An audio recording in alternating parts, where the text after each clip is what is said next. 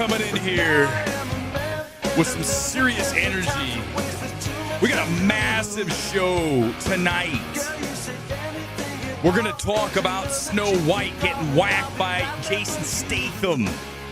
Also, an MMT evaluation live of a film that I really like. That's on the way. In addition to the studio episodes 1 and 2 discussion. Yes, we're talking TV because it's that good. And the Minecraft reactions are in. That's going to be a blast to read those. Get ready. It's Sunday night. Crank it one more time. People talking, people stare, tell them I don't really care. This is the place I should be. If you're watching this on Monday and the song's not there, it's because they said, hey, you can't play Smithereens, A Girl Like You.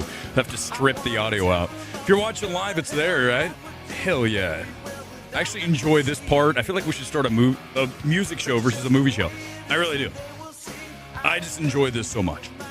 Here we go, guys. Get ready. Let me pull it down and get ready to start with PTA versus Warner Brothers. Now, you guys know I have been brutally hard on the folks down the street here on Olive Avenue in Burbank, California. Warner Brothers has had a disastrous 2025. And also, you go back to 2024 and you look at a Joker 2, a film that I did not hate, right? One of the few defenders of that film. Well, yeah, since then, we've had a couple of nuclear-level bombs. The minor of the two is the Alto Nights. And I know none of you saw it, nor should you have seen it. It is not a good film. This is the film that I walked out of. If you remember last week, I tried to go see it, and I said, I don't want to do this. I was an hour in, and there was no reason for me to stay in that theater for one moment longer. I left. I never do that, okay? I wish that I had left Mickey 17, the other of Warner Brothers' truly colossal bombs. I know we're talking about Snow White. We'll get to that if you missed breaking box office this morning. It lost to Statham's A Working Man. But Mickey 17 is on a whole nother level to me because not only is it a waste of $130 million, okay, a wastebasket essentially, it also is the kind of film that turns people off to your entire studio / movies overall once you sit through that film. It's that awful, okay? There's no debate on this. I will never forget, dude getting up next to me 45 minutes in. The fact he lasted that long is really a miracle. Gets up and leaves. And I'm like, he's not coming back. He's gone, okay? And a number of you have said, every screening you've been to of Mickey 17, someone left because they wanted their money back. Because if I didn't have A-list, I would have asked for my money back. I told you guys Warner Brothers should be firing multiple people based on that decision to make that film alone. Now we find the heads in charge of film at Warner Brothers in a battle with Paul Thomas Anderson over one battle after another. The final cut at stake. Because these two, their heads are very close to being on the chopping block. That's how wretched this has gone for them down the street here in Los Angeles, California. Let's pull the article in from Deadline. Make that Variety. My bad. This is a good piece. Now, there is discussion here about the sources and is it accurate? Listen, this town loves to talk behind other people's back and throw stuff out there. So I believe there's a lot of truth in this article. What you're looking at right here on the left is David Zaslav. I know a lot of you do not love the guy. And if you haven't watched The Studio, we're going to talk about it. Apple TV's new, hellaciously great show. That is very much, this entire thing we're talking about here tonight is The Studio, okay? And when we talk about episodes 1 and 2 coming up here a little bit later on tonight, you're going to see exactly what we're discussing if you've watched the show. In the middle is Pam Abdi and Mike DeLuca on the right. They are the co-heads of film at Warner Brothers and greenlit Mickey 17 and the Alto Knights. And now Paul Thomas Anderson's One Battle After Another, which comes out later this late summer, early fall in award season. And it was like 130 million, I believe, is the number on this. So here is the latest on what is happening there. They know that they can't fuck up again. And if they do, they're done. I mean, I'd fire them now. Oh, Mickey 17? Mickey 17 is a career-destroying decision. There is no return from that. There is no return from Beau is Afraid. There is no coming back from Babylon. These films are abhorrent. These films should never have been made. And anybody who said yes to these films, you are out of a job. You're gone. I don't want to see you again. You're never working in this town again. There is no room for error on those films. If you think Babylon, Beau is Afraid, or God forbid, Mickey 17 is a great piece of art or a watchable film to the average person, let's just go there, you couldn't be more wrong. And you have tastes that align with roughly 0.2%. I'm sorry, that's my bad. 0.05% of the population. Okay? I don't make movies for 0.05% of the population. Not at 130 million, right? At 3 million, sure. Not even at 35. Beau is Afraid. 3 million. That's the number. You want to make Mickey 17 bong? Here you go, 45 million. Either you make it happen or we're not doing it. Well, that's not going to cover Pattinson. We're not making the film, I guess, then. See ya, bong.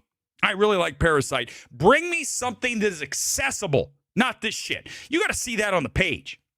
You got to see Mickey 17 on the page as becoming something that is going to go so far south that you're going to wish you never said yes to at that budget, at that $130 million budget. Okay? So I'm going to take the studio side on some of these things. And you should too. Because if you like movies, you don't want to see studios spend this kind of cash on refuse like Mickey 17 and then end up with fewer films greenlit because they wasted money on Mickey 17. So here comes One Battle After Another. 130 million is absurd for this film. We watched the trailer last Sunday. This is no way in hell a $130 million film. How much did PTA get paid? 50? I know DiCaprio is probably like 40, 50. He's like the highest paid dude, right? And I will say, I would actually pony up the cash for DiCaprio. Not for this film, not from that trailer I just saw, because this is another Inherent Vice. Same author, right? Well, I'm here to tell you, this film is already going to be bad. I'm calling it here. Tonight, there's no way I like this film. No chance. You see that trailer? What is this tone? What is this shit? Ground your film. PTA, go back and make another master. Stop making Inherent Vice. Don't make me sit through another Licorice Pizza either. You were good. Why do these directors all of a sudden decide they want to make weird, goofy, unfunny garbage like Babylon? Same thing. Same exact thing. Total fucking disaster. Who thinks this shit's funny? The studio's hilarious. Now that's smart and funny. These films are bad. But here we go. Let's talk about DiCaprio. Coming off of Killers of the Flower Moon. Only 68 million stateside for that film. Hey, at least Apple gave it to us in theaters. I think it's one of the best films of 2 years ago. Certainly better than anything that we saw last year, really. I mean, when you've got Anora winning Best Picture, you're telling me Anora's a better film and a better work of cinema than Killers of the Flower Moon? Hell no. PTA's highest grossing release is There Will Be Blood back in 2007, 76 million worldwide. So why are you greenlighting a movie for 130 million if the highest box office you ever had is 76 million. Now, granted, in today's money, that's probably like 120. I mean, it's a lot, right? 2007 versus 2025 cash, big difference. Okay, everything is hellaciously more expensive now. But either way, it's still, you're not going to get to this film, the trailer I just watched. There's no way in hell this thing gets to 300 million worldwide. It says 260. If the budget was 130, what are they talking about 260? It's 2.5. Some people say 3 times. So that means possibly 390 million. What is this 260? See, they're lowballing this shit. That's what I love about the studios, right? Whenever it serves their interest, they can switch the numbers around. Oh, well, it was only a $125 million film. Really, it was 150. Like Snow White. Some people say it was 300, 350. They say 250 plus a little bit more. We never really know. We don't have access to the books, okay? They report it, and we have to take them at their word. Do they lie? Of course they lie. But I can't tell you they do because I don't have the actual numbers in front of me that they reported. The actual number that shows me the receipts, okay? Otherwise, we got to go with it. But this film's no way in hell is this getting to 300 million worldwide. That trailer? Don't make me watch it again. Do not. For context, once upon a time, right? As we know, 2019, that was Sony, and we know how big that film was. 2019, as Tarantino said, the last year of movies. It really was, right? I mean, we're talking about it once upon a time at $392 million worldwide. That would never happen now, even with Tarantino. It wouldn't. I'm telling you, you could release the same movie today, the film would get about 225 max. It's different, man. People have been trained to sit at home and wait because they blew the windows out. Because I've got my boy at AMC, Adam Aaron, saying, go ahead and blow the windows out. We're good. And guess what just happened at AMC? In case you guys didn't notice, they raised the price on popcorns and drinks. Also, Tuesday night goes from $7 to $8 here in Los Angeles. I don't know what it is where you are, but they keep raising the prices because they're not getting as many people in the door. So what do you need to do when you don't have as many customers? Raise the prices. So it's not happening again. This would never happen again. Once upon a time would never get to 392 worldwide. Never. Not now. Okay? So now, this is what's happening. Sources inside Warner Brothers say Anderson has agreed to audience test one battle after another given its high budget. Well, I'd hope so. Here's the thing, though. Can I tell you something? I have said this so many times, and you guys know this is right. There's only one person. Yeah, right here, baby. The guy who got rid of the mullet. It's gone. Ladies and gentlemen, I went with the clean shaven. It's getting hot out here in Los Angeles. I feel better. I feel more energetic tonight. Can you feel it? Can you just sense it? You need one person in there. You need one man wrecking crew. Go back to wrestling in the late 80s. The one-man gang. I am the one-man gang. I just don't weigh 500 pounds. But I am just as lethal as that fat motherfucker. And let me tell you something. If you put me in a room with this film, I am going to be as brutal as possible, and I don't need test audiences in Phoenix, Vegas, and Dallas to help me out. You guys stay home because most of you are clueless. Have you seen them? They're like mouth-breathing idiots that go into these things. They line up outside the Burbank 16 whenever there's test screening. I look at them like, good Lord, y'all. Where'd they drag you out of, man? And why are you lined up at 2 o'clock in the afternoon? Right, for a 7 o'clock movie. And they're like, I get to see a test screening tonight. Here's your $5 gift card. I got a $5 gift card. That's how it goes. I don't need that shit. But the studios don't want me to come in and say this is a piece of trash. Which is exactly what I'd say for Mickey 17. I'd say, is there a way that we can make this about 135? I don't even care if it makes sense. I want this as short as possible. So at least if audiences hate it, they won't really hate it because they're like, well, I wasn't here for 2 hours and 25 minutes. You know, you go back to director's cut as we talk about this, and we'll expand in your comments coming in. But let me tell you, director's cut does not always go to the director, okay? Yeah, right? Final cut goes to me. Me. Because I can tell you one thing I do with Honora, and it might have been somewhat manageable at 140, not 220. There is no universe in which Honora, that film as it is, comes in at 220. These directors do not get the final word. I'm taking over, and you're going to cut that fucker down to 145. Do you hear me? Do you understand? How can I make this more clear to you? I want it at 145. Get the fuck out of here. Sorry, there's a lot of F-bombs tonight because I'm furious. Because I'm so tired of these studios getting pushed around by these directors who are screwing you and movies. Babylon. The fact no one told Damien Chazelle, what are you doing? Oh my God, this is a shit show. This is one of the worst things I've ever seen, especially that montage at the end. What are we doing? Were you snorting crack when you made this? Because I'm telling you, that's what I feel. I feel like the characters are doing crack and you were also doing crack. Because this, do you snort crack? Do you smoke? Whatever the fuck you do with crack. Here's the deal. You can see that with that movie. So what are we even doing at this point? The studios have no control of these directors. And listen, when you watch the studio, we're going to talk about it here shortly. That is a wonderfully, deadly accurate representation of this town, okay? And the one thing that you learn from watching that show is everybody will bend and yield because they don't want to really piss anyone off. Guess who doesn't care about that? Who doesn't care about pissing people off? That would be me. I don't care. I'm going to tell you this film is trash. So one source familiar with the production has said issues about the likability of Anderson's ensemble have been raised. In testing, however, DiCaprio was praised for a quirky performance, in quotes.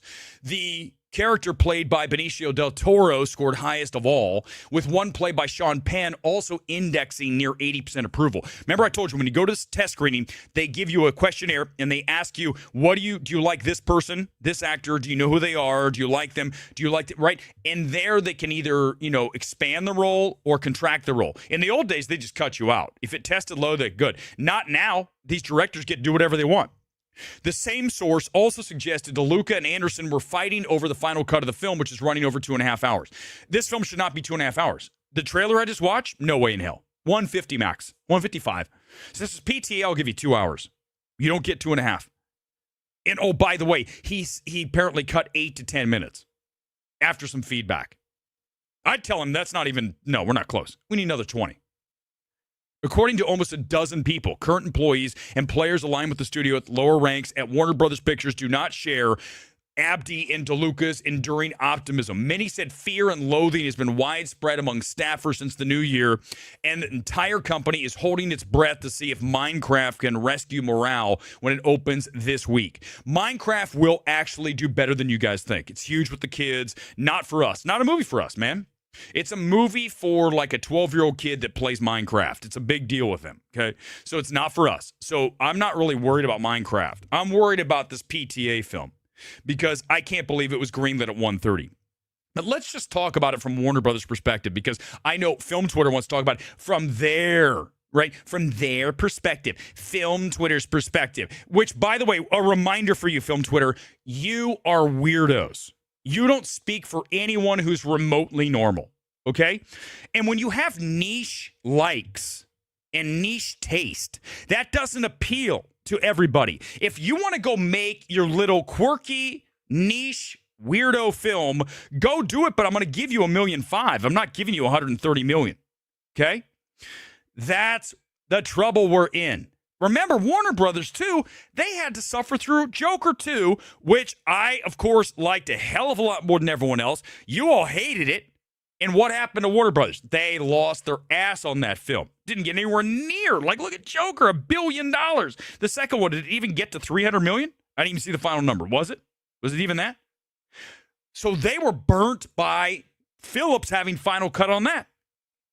Now, here's the thing, though. With me, I would have let that film go as it is, because I told you guys I think that it is bold. I think it has a lot to offer, and I don't care that Fleck bites it. Don't give a shit. I mean, I'm not invested in the whole CBM world. Things don't have to be exactly as they are in the comic books. So let him just cook, okay? Who cares? It was probably the last Joker that we're ever going to get like that. Obviously, he's dead now, so we don't care. Sorry if I ruined it. If you haven't seen it, that's why people were pissed, amongst other things. Of course, the musical part of it. But imagine if you're Warner Brothers and you just suffered through the financial disaster that was Joker 2, you're like, oh man, especially in DeLuca and Abdi, they're both like, we're almost out of a job. So I understand why they're freaking out. The problem is that they could have fixed this a long time ago by saying no to Mickey 17. That's the thing. This town doesn't know when to say no.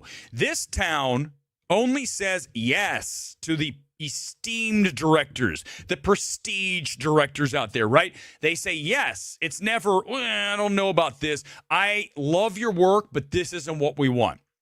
Go back and look at Ari Aster and that film, okay? That is not what I want for $35 million. I don't even want it for $3 million. I mean, for $3 million, I'll let you do it, but I'm just going to tell you, no one's going to watch this. And look who was right again. These things have to be semi-accessible. That's inaccessible. Babylon at least has some moments, as we've talked about, but it's not really, okay? Also, way too long at 3 hours. And then this is 2.5 hours, right? So all of these things need to be compressed. Go back to Everything Ever, compressed. And until we get, and I talk about Harvey Weinstein a lot in extracting elements, right? You get, oh, of course he is. No one is defending that. I always talk about Harvey in one regard, extracting one thing from Harvey Weinstein. He was ruthless with directors in getting the final cut that he wanted. Go back, I know we got into it with Bong on Snowpiercer, and I'll tell you what, the Snowpiercer I saw was pretty fucking good. And you go back and you look at the other mobster flick with Brad Pitt. Love that film. It comes in at 135, right? And every other film by that director is like 3 hours because that's what Weinstein was able to do. So just extracting that element. Listen, I can tell you this. If you give me the opportunity to go in on a test screening on this film, on whatever, it doesn't even matter what it is, I'm going to be able to tell you, here's what needs to happen. This, and this. Can you fix it? I can't even help you. Like Mickey 17, the only note I would have is, first of all, you're fucked. Like 100% fucked. And you need to bring this down. I need you to compress the shit out of it. I want it down to 145. Again, I don't even care if it's good. This is so bad that I just want it to be in and out of the theater so fast we can maybe stack up show times and people won't even notice that it's so bad because it's short at least. When it's longer, go back to Megalopolis, same thing. Can't help this film. Every part of this is awful. So there's certain things I can come in and we can twist and turn and level. But there's other things like this is fuck. You're done. Just raise it. Goodbye. Crumple it up in the trash. Because there's no saving some of these things. Hollywood needs to create its own Doge. Yeah, I mean, I would listen. I told you guys I'd be great at that. As much as Elon gets shit and all this, he's cutting money out of the system that's wasted. I would be very, very good, very talented. And this is the other thing. You have to be fearless, right? To go in and tell these directors this film is not good. I don't care who PTA. You don't give a shit, dude. You're a guy just like me. You're a dude. Okay. You've made more movies. You're a very talented director. But I'm here to tell you that your film, you need to step away from it for a second, and I need this thing at 150. There's no way in hell this is 230. This drags. The tone, oh, God, don't even get me started. I don't like this film at all. But I'm just telling you, again, because of that, I want you to smooth this. I want you to make this raw. I want you to take out as much goofy, quirky shit, and I want you to bury it beneath pathos. And if we can't do that, then let's just try. I need you to almost recut the entire thing. Can you do that for me? Great. Have it to me, and I'll give you 2 weeks. Give me a brand new cut, because that is how serious this is. As kinder to Babylon, I was more than you. 3 hours and 9 minutes punishing. I demand Chazelle submit at least 230. I think it's even less than that. It's no reason to be 3. Listen, again, there's 2 good scenes in that film, and that's not enough to carry the entire film. I would have had a field day with that film. I mean, it would have been me screaming forever. In fact, that article that we just brought up about DeLuca, look here, let me pull it back up. It says that they're going around screaming at each other. I go, well, of course they are. You know why they're screaming? Because they know they're about ready to lose their job. They should have been screaming when they decided to make Mickey 17. This is a great article. Go search for it on Variety when we're done and read the entire thing. It's fantastic. All right, guys, let's talk quickly about Statham slugging Snow White. So in case you missed it, this morning on Breaking Box Office, we broke the news. I mean, it came out at the same time, so we technically broke it. Snow White lost to a working man. So let's pull up the article from THR, and you can see how bad it is for Disney. As you look here at this, and let me tell you, this film's going to lose them hundreds of millions. Snow White's going to lose Disney, right? Hundreds, maybe 400 plus million, 500 million. I mean, what's the end on this? What's the total losses? We'll never know the entire number. I can just tell you that it's as bad as it gets because there's nothing else out there for Snow White to even compete with. I mean, who cares about a working man? Different audience, right? Why aren't families seeing this movie? No one wants to watch Snow White. Obviously, the anti-woke folk hate it. I think it's okay. I don't think it's great. I would never say run out and see Snow White, but it's not the abomination, right? It's not Beau is Afraid. Beau is Afraid's unwatchable. Snow White's watchable. You might not like it, and it might be not great. It's not unwatchable. Beau is Afraid is unwatchable garbage, okay? Yep, sorry, Snow White's better than Beau is Afraid. 100%. 100%. From a watchability standpoint, from a tolerability standpoint, no contest. But when you look, and I'm not saying Snow White's good. That's how awful Beau is Afraid is. But when you look here at 15 million, that's a bad opening weekend for Hollywood. To have a $15 million film win your weekend, that's the total. That's the number one film, 15 million. I told you guys movies are screwed. And here's proof that movies are screwed. You guys, this thing's going ape shit. This article here from the New York Post talking about how movie theaters, and we talked about this weeks ago, movie theaters are trying to get pickleball and zip lines and cocktail bars to get people to come back. Well, I got news for you. They're not coming back because of any of those things. The number one way you get people to come back is make great films again. And Hollywood's not doing that. I just talked about Mickey 17 and all the shit we've gone through this year. I've got a really good film we're going to talk about in just a moment. Okay, it's coming, the MMT Evaluation Live. Also, to give me a break for a second. I can play a scene and I can chill. But movie theaters are on the ropes. And they cannot survive from weekend to weekend with the number one film being $15 million and Snow White down 66% in second weekend. Okay? This is bad for everybody. And when you look at the situation box office-wise, here's how I know things are not good. When you have a platform release like the film we're discussing in moments that only gets $20,000 per location. Let me explain why that's important. Platform New York, LA, the coasts, those used to ring up 40, 50, 60, 100,000, 150 on a big film like PTAs would do 150. I would say even, what was the last? Asteroid City did really well in a limited, but again, that's a few years ago now. Right now, movies are not doing nearly as well, and that is why, because I figure this fits perfectly right here, we have our MMT Film Fraud. It's ERC box office. And I have had beers with ERC, and we have not talked in a long time, but I'm going to have to call him out here because this is a terrible take. Because not only is this, this is also a Twitter terrible take. This is the kind of stuff that's like, wow, dude, you talk about box office, and you think that this is the right answer. You guys ready to read this tweet as I talk about how movie theaters are screwed right now? Here it is. Let me see if I can find it. Did I even save it? Did I do it again where I'm all ready to go and then I rush and I didn't have it ready? Nope, I do have it. Wow. This is what happens when you do things live. Here we go.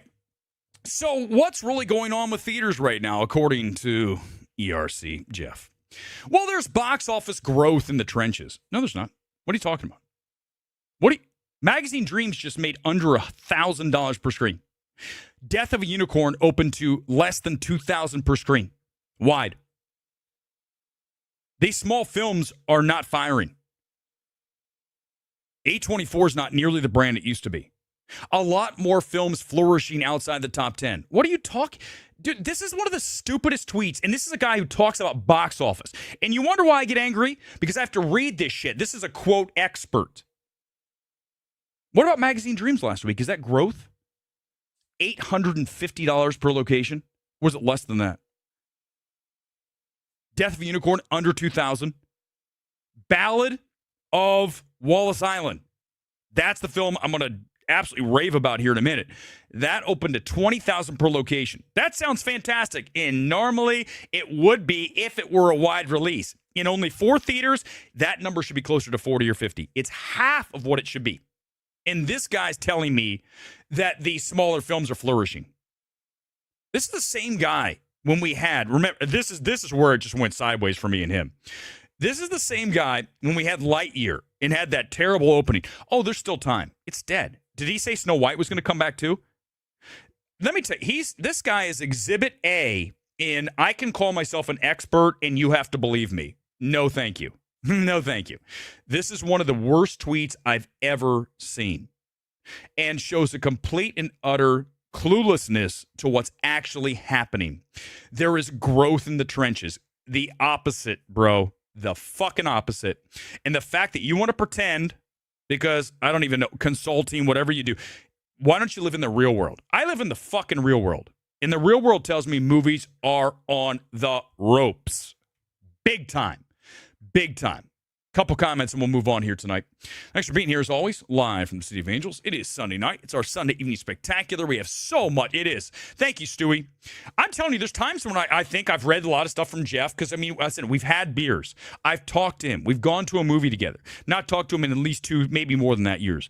This is one of the worst tweets I've ever seen. If I sent this tweet, I would be dragged from here to fucking Timbuktu and back. But the fact that this dude, who's the quote expert, right? No one's dragging him because he's an expert. Remember what I told you? We live in a world where you can just put any title on yourself. Dudes, I ran Awards Ace, okay? I created that site. I enjoyed doing it. But it's like anyone can do that. They're not as good as I am. But you could create a site tomorrow and say, you are the box office champion. And no one's going to... We live in the world now where you're just, okay, that's ERC. Who is this guy? This is a guard. If I sent this tweet, I would delete my account. It's so wrong. It's a terrible tweet. Just terrible. Thank you, Stuart. I'm glad you're with me on this. Tonight's kid is Man City. All right, let's be positive for a little bit. It's been all negativity tonight. It's time for the MMT evaluation, live as always, of a film that I really love, okay? This is why I go to the movies.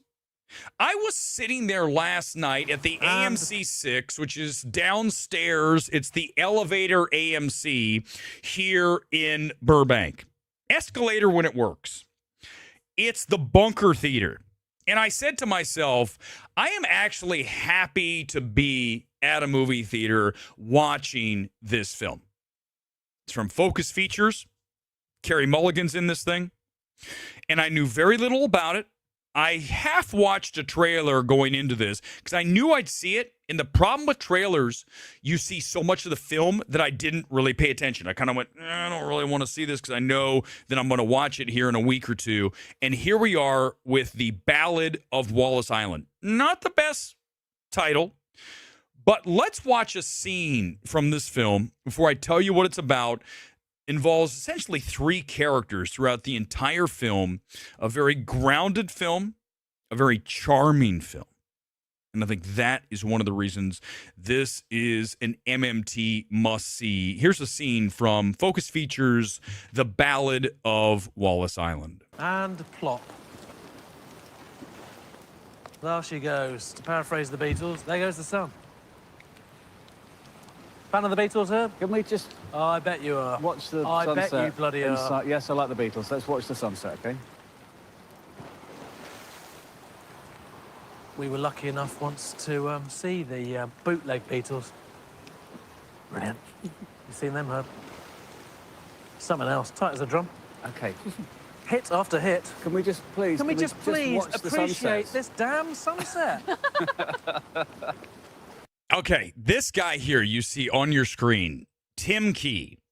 This is the kind of performance that puts you on the map, right? This is an awards performance in late March. Will it be one? Probably not. It's a small film, not going to do well at the box office once it goes wide. But also, it's way outside the awards window. This dude is I would say, the number one reason this film is as enjoyable, charming, and emotional as it is. He's got a lot to do here. I don't want to tell you too much about these characters. I want you to explore this movie without knowing much.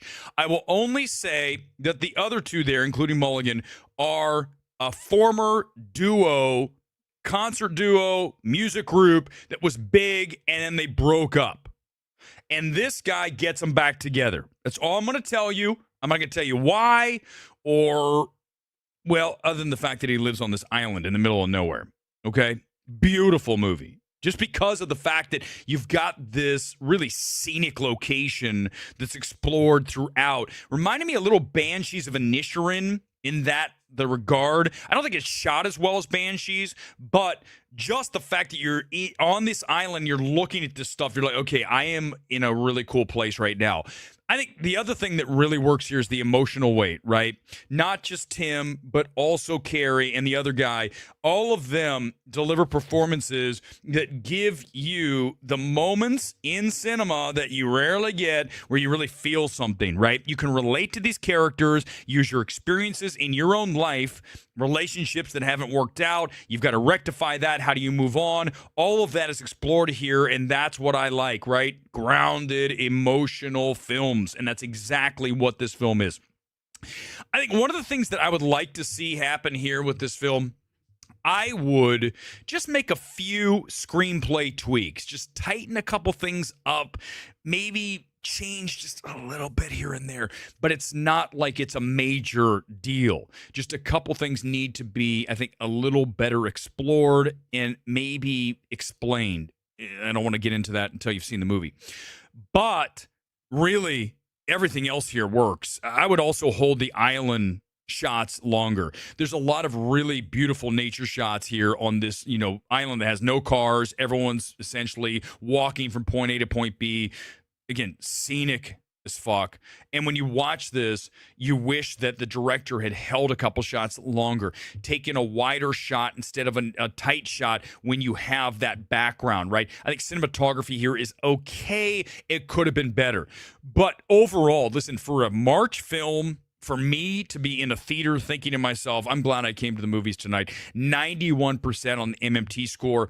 It will be to you coming up this weekend and following weekends. This is the old school platform, New York, LA, and then build buzz and go from there. I believe Rotten Tomatoes, 96%. I can't even believe this isn't at 100. How is this not at 100? How does anyone not have this as fresh? That is puzzling as hell. But this is the kind of thing that I love to really get into and also to not expect. I had no expectations from this film. I knew it debuted at Sundance, but I went into it thinking, okay, let's see what this has. And then boom, it delivers. What a film.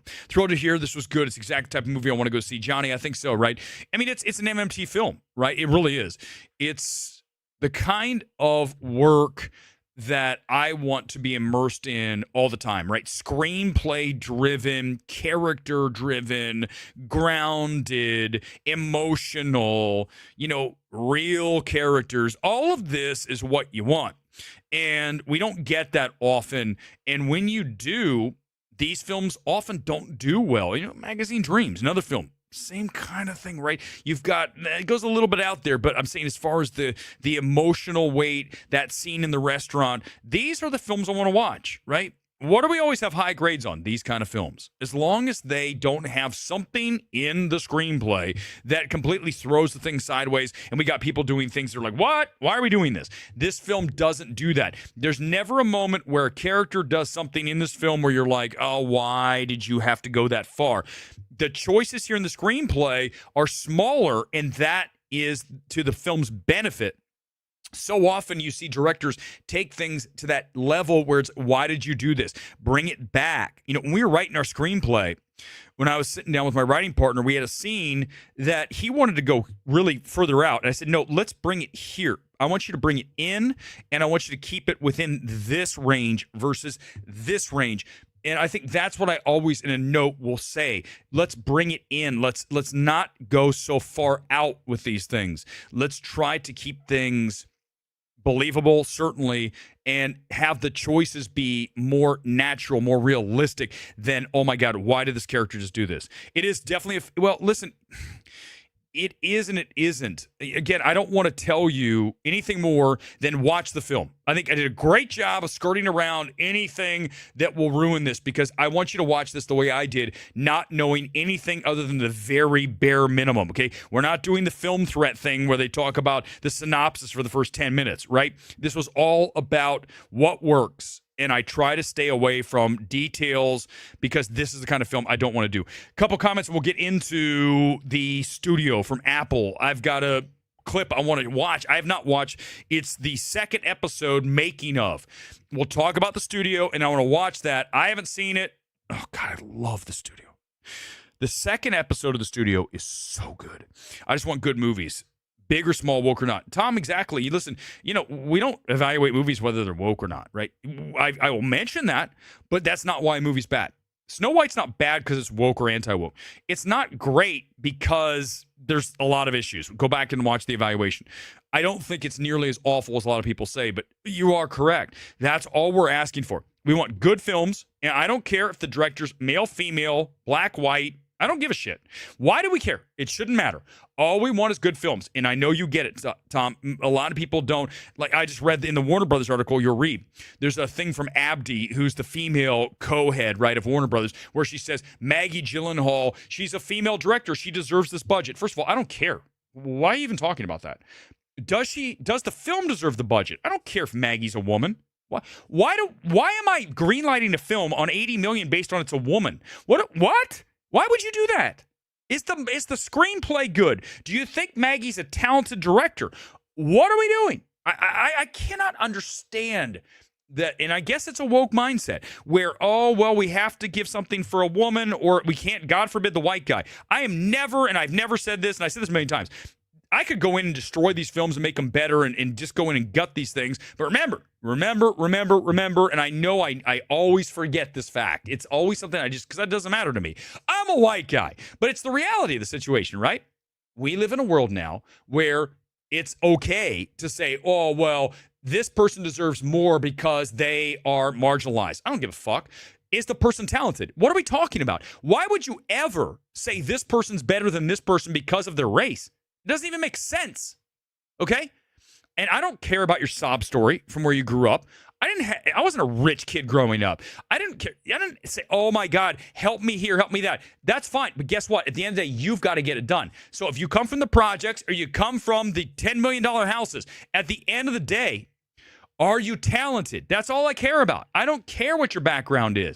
And I'm not going to play the game where we're going to give bonus points to someone based on their sex or their race. It's never going to happen. I'm never going to do it. So good luck. Okay. That'll get me fired from Hollywood in a second. I told you guys many times, every meeting, no, we're not doing this. We're not talking about DEI. Guys, listen, one more time. I don't know how can I make this more clear? We're not doing it. Okay. Is that good? You say it again, you're fired. We're not doing this shit. I want the best person in here. Get out of my office. And I think what's funny is the studio. Let's transition to that.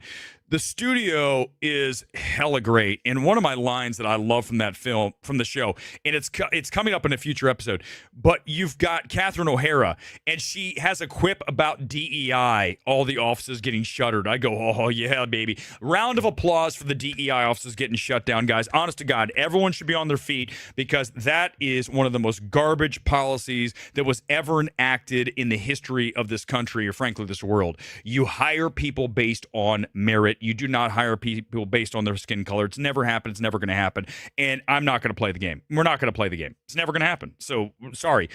It's not even something you think about. Like, if I'm hiring, I'm not even thinking about how old is this person? What color are they? I don't care.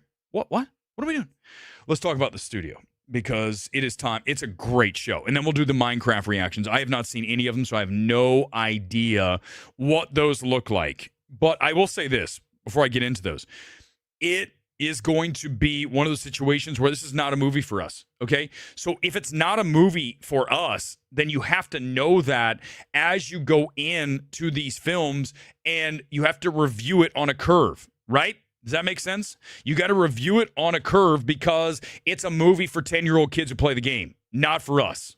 What happened to my lower third that said the studio? Yeah, forget it. Oh, it's there. Thank you. Did you do that or did I do that, Gone Girl? You're the best. All right, guys, let's do it. I'm going to watch a video from episode 2. Let's talk about this. I might have to do some spoilers. If you've not watched episode 1 and 2, number 2 is what I want to focus on here.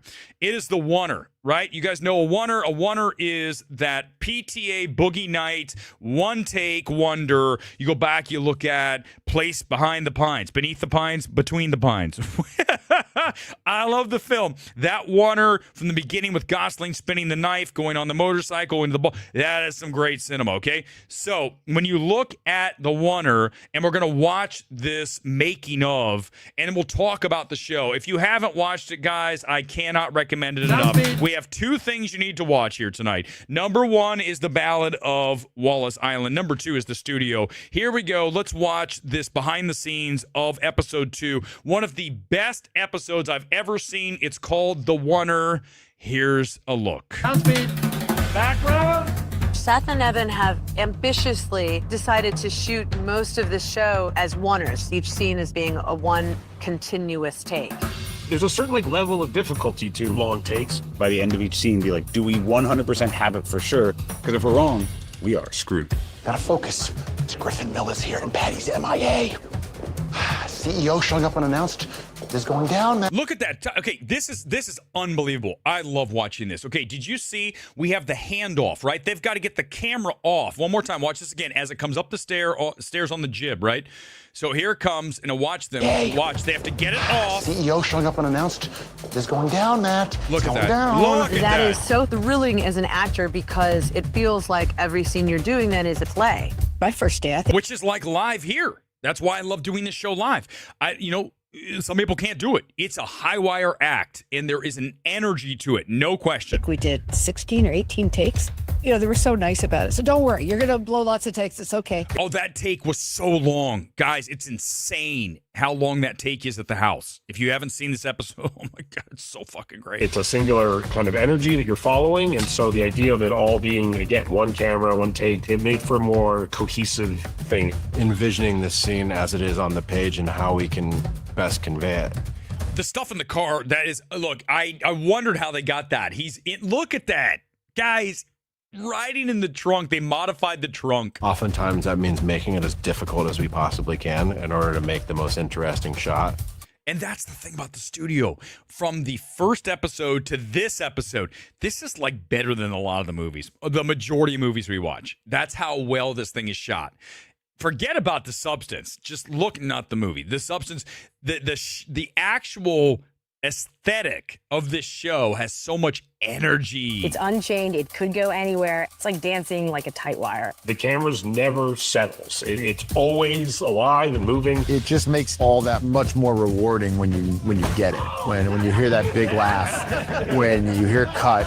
I think it makes it funnier because it adds to the overall tone of the show. These people are under crushing stress, running around like chickens with their head cut off. I think we were able to infuse it with this style, and it's as funny as anything that we've done. Oh, for sure. It's unbelievably great. That second episode, hey, listen, if you ask me to name the top 5 comedic things I've ever watched, Tropic Thunder's way up there, right? Blazing Saddles, Airplane, this episode. I'm not even kidding you guys. That's how great this is. I don't care, it's $8 a month. And I'm not getting paid by Apple to say this, right? Whenever I am all over film saying, this is great, you got to do this, I'm not getting a penny, okay?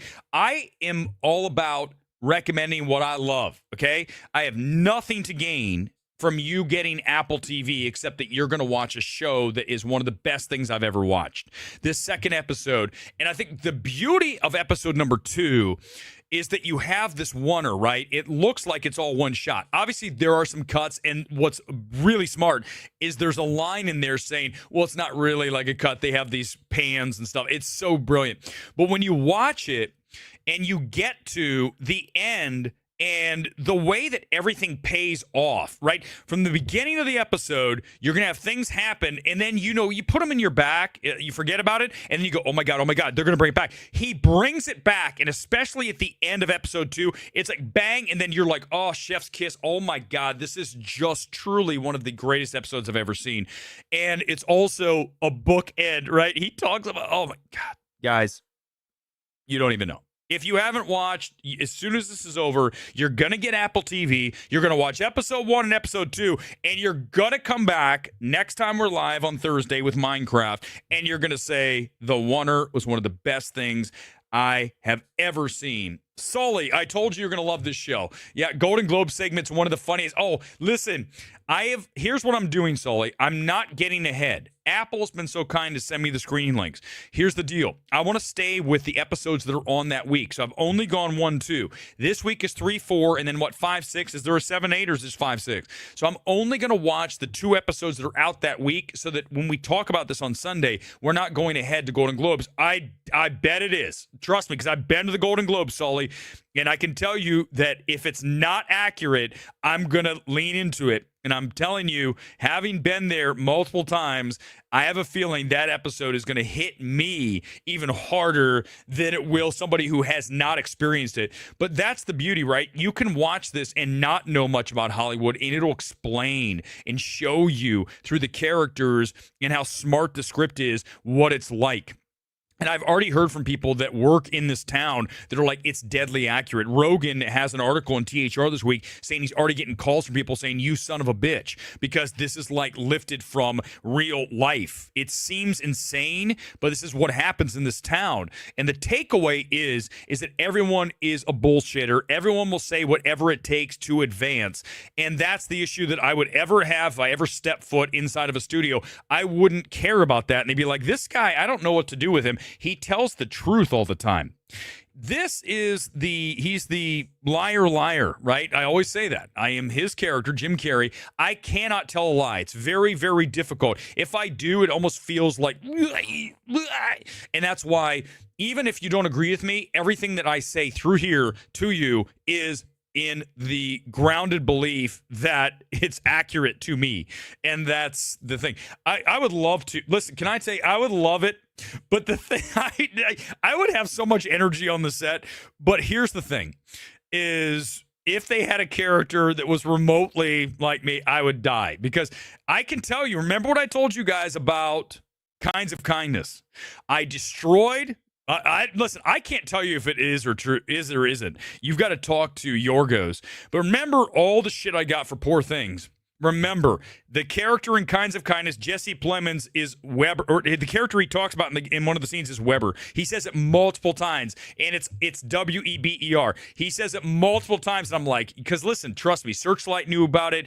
Everyone knew I was hammering that film, and for better or worse, I told you guys, I'm not telling you, I've never, ever said anything about a film, negative or positive, to get attention.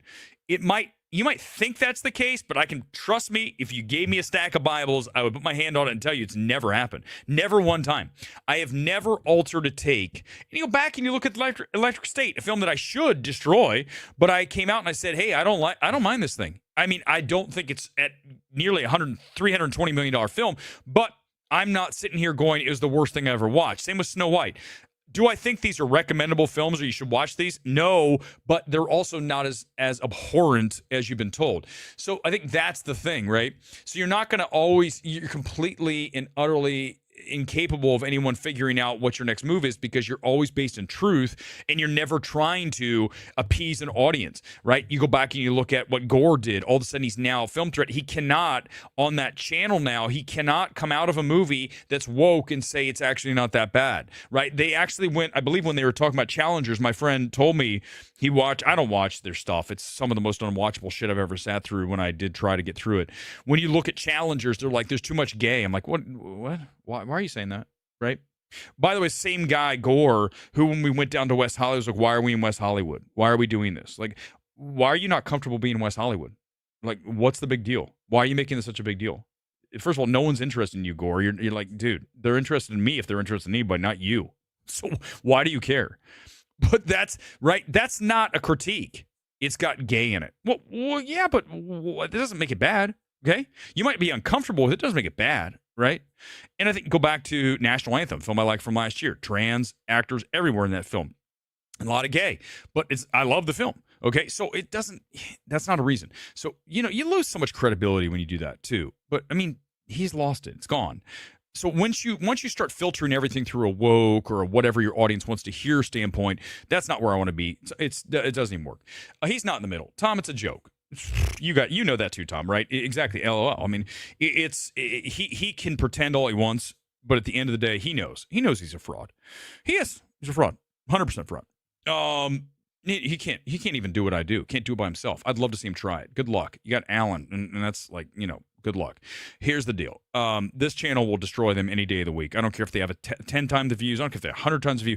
We destroy them. It's not a contest. Not a contest. It's not. Trust me. Okay, let's do Minecraft in a second. Again, I cannot recommend this show. See, I don't talk about shows, so I keep saying film. This is one of the best things I've ever seen. I love it. All right, let's watch. And by the way, we're also going to watch a trailer before we leave. I'm going to watch the trailer for A Working Man because I'm not going to watch the movie. So let me just watch it and make fun of it. Here comes Minecraft reactions. I haven't looked. Yeah, listen, Minecraft is a movie that's not for us. You guys understand that, right? There are certain films that come into the marketplace that are for a whole different audience, and Minecraft is one of those films. So, if you're going to ask me if I believe any of these reviews from the chin-stroking critics that are out there, the answer is no. Because this is a film that's for the 12-year-old kid that plays the video game Minecraft. You don't even know what it is. So this is a different review. When I go into Minecraft, I understand this is not a film for me. So I'm going to evaluate it on, does it work for the intended audience? And a lot of you say you can't do that. I can do that. I'm better than anybody at that. Because I told you guys, I have multiple lenses I'm watching these films through, right? My lens, what I like. The lens of the average moviegoer. That's the other one. And then the intended audience lens. What I'm hoping for is to get all three of those to Venn diagram, and then we're dead in the center of it. Then we're talking about a great piece of cinema. But this is not for us. So these reviews had better be written as if they're not for them. John Dodson, one thing nobody will argue while watching a Minecraft movie is whether Jared Hess had complete creative control over his own movie.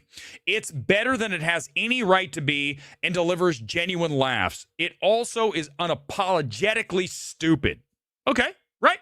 That sounds like it's for the intended audience. 12-year-old boys. And some girls. Don't want to be sexist. I saw a Minecraft movie, and I can share with y'all, it's a total blast. There are lots of references to the world of the sandbox game that will wow fans. See, if you're not a player of the game, how are you even going to understand the jokes, right? You have to understand that it's not for you. How many more times do I have to say it? The entire cast is amazing. The real standout is Jack Black as Steve. Don't miss it. Big Screen Birkin. I can finally share I've seen a Minecraft movie. Kids are going to love the movie, and the world is awesome. Some jokes are really, really funny, and Jennifer Coolidge steals every scene she's in. She's funny. I mean, she does the same thing every time, but so does every actor. Paul Rudd's doing it in Death of a Unicorn, y'all. Christopher Rates It. Hey, Christopher Rates It's back. I love Christopher Rates It. He's my new favorite critic. So if he likes it, then we're down with Minecraft. I really have thought about changing it to Erick Rates It. What do you guys think? Right now, should we change the channel's name from MMT to Erick Rates It? I feel like we'd really grow, like exponentially, if I change the name to Erick Rates It. E-R-I. A Minecraft movie, in all honesty, is genuinely a stupidly hilarious adaptation of the sandbox video game that is Minecraft. It's a film that explores how far imagination can go, and it feels like the perfect film for families to watch over the holiday. What holiday? Easter? I guess it's Easter. Over the holiday? I mean, Easter, don't get me wrong, Easter's a holiday, but is it this weekend?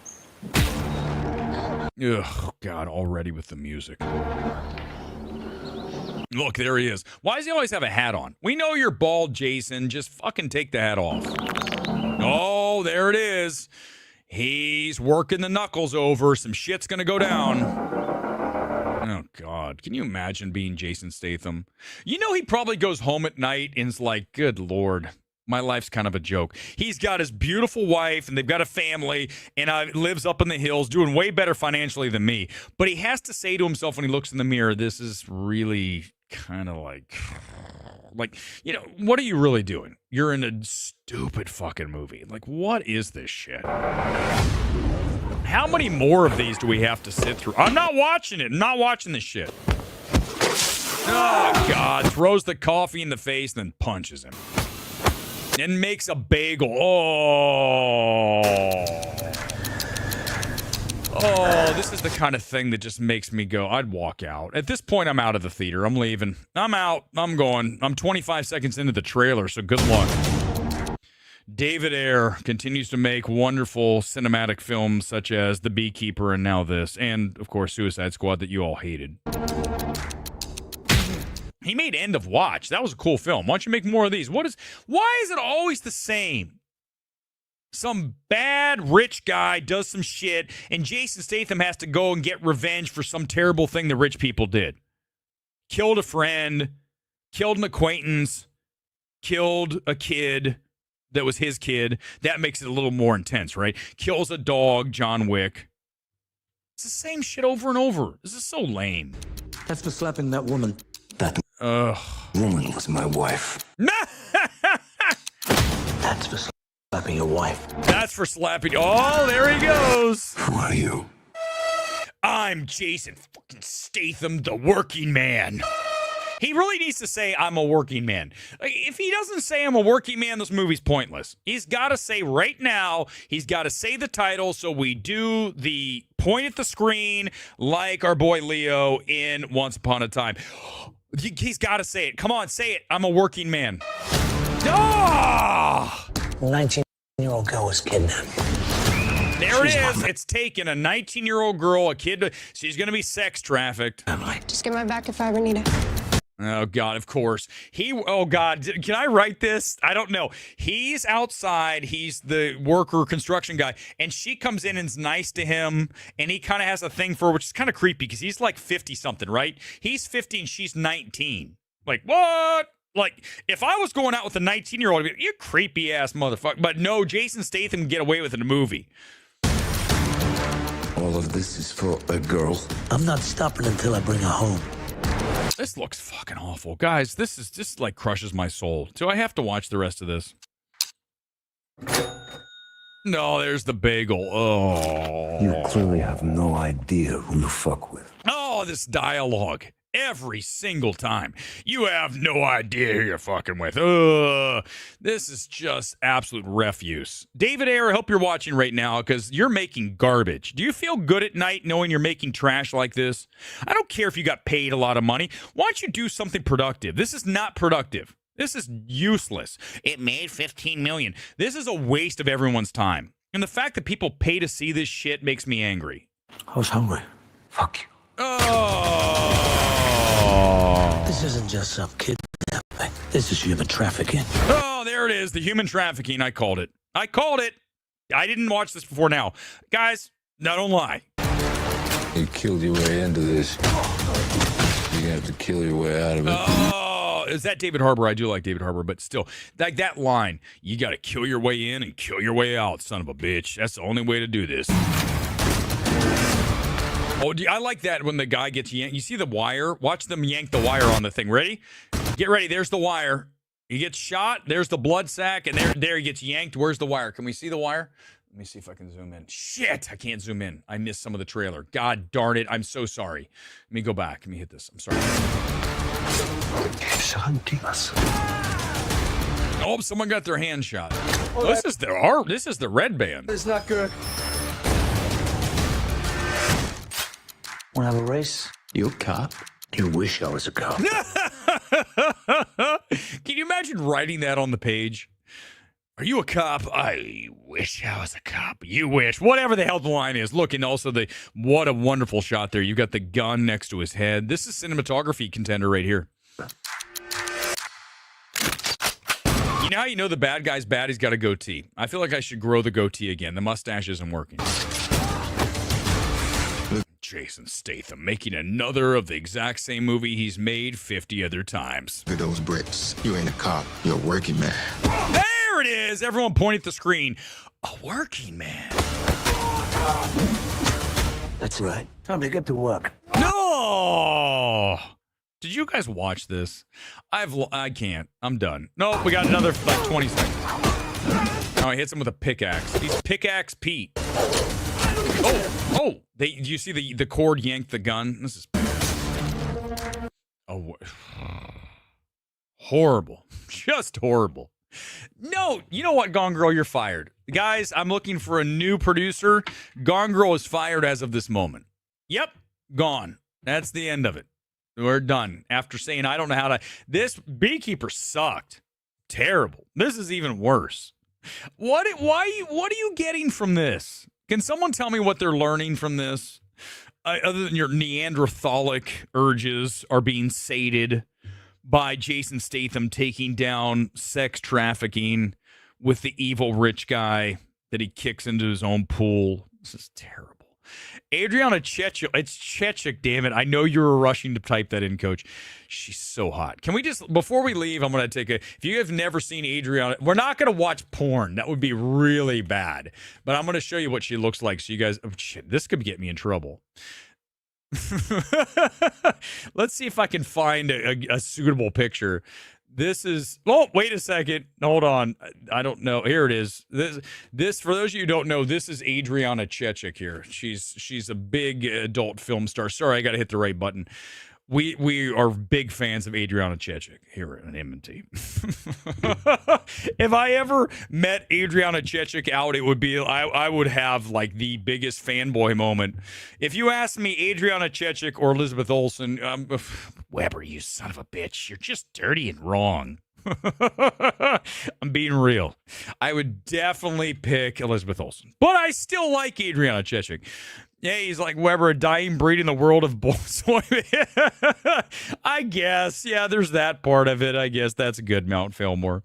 All right, let's see if I've got a song to play, and we'll do a quick comment closeout. I don't want to do the Smithereens again because that was a cool intro, but it's got too much lyrics. Let's see if I've got a what do you call it? An instrumental. My brain's gone. It's gone. After watching a working man, I have nothing more I can say. Let's see if I've got something here. Do I have a song queued up? I don't know. Let's just do this one. I always like the Garden State song. All right, guys, here we go. It's time for the Comment Blast closeout here on MMT. Give me 1 second here. Let me hit this and that. Yay! It worked. Open comment time. Earn your job back, Gone Girl. Earn your job back. I don't know why you don't do a collab with her. But here's the thing, Coach. Do I want to sleep with her? Like, think about the body count, right? I've got standards. They're not that high, but... Next! Who else we have here? Didn't Dusty Rhodes' theme song go on my work? He did! Oh my God! Hold on. You know what? That deserves a play. I wanted to... Hold on, guys. Hold on. This is perfect. Thanks. I've got to do this because this is perfect. Hold on. Dusty Rhodes' intro song. Okay, hold on. If you guys never seen it... Oh, here it is. Sorry, let me turn this back down. If you've never seen the Dusty Rhodes, this is for you, Coach. This is 100% for you. Give me 1 second to cue it up. I thought we were going to be done with this, and then nope. I have to watch this because I'm in the mood for love with Adriana Chechik. No, for Dusty Rhodes. Get ready. The ad's almost over. Skip. Okay, watch. This is Dusty Rhodes, one of the biggest wrestlers ever. Fat, too. He was fat. He was big and fat. Here we go, guys. This is the Dusty Rhodes, a working man. I don't think I even remembered that. Oh my God. The things that all of a sudden you remember that you forgot. By the way, do you guys see that it's gone? It feels good to have no hair back there. It was just like getting to be mangy. I looked mangy and not doing this shit. Like, this film's going to be Batgirl, right? Batgirl it. Oh, 100%. As soon as Mickey 17 was done in the screening room, either 6, 7, or 8, there at Warner Brothers, I've been in all of them. There's 2 or 3 below and 1 or 2, no, 3 upstairs, 1 downstairs, and there's 1 big one. The big theater's really nice. The little screening rooms, they'd show me Mickey 17, and I'd be like, yeah, we're going to go ahead and Batgirl that motherfucker. Yeah? Oh, I don't care who greenlit this. We're not going to release this. No one's going to watch this. It's dead. Sorry, Bong. No, I don't care what your contract says. We'll pay you. I'm going to actually, because it's so awful, I'm actually going to pay you even more money so we don't have to release it. Because I don't want to unleash this to the world because it's not worthy of anyone absolutely consuming that thing. No way. Jared Hess directed Napoleon. Oh, he directed Minecraft. Thank you. This all makes sense, Mark. I didn't even that. Okay, I didn't think Dave. That's it. I'm done. That's it, guys. Thanks for being here tonight. As always, we're back with Minecraft with our different lens review, right? All 3 of them working on Minecraft coming up on Thursday night, live from the City of Angels. If we have any updates, look for those in the video section if something breaks during the day. Hope you had fun tonight. Thanks for being here as always. Peace out, live City of Angels. MMT is over.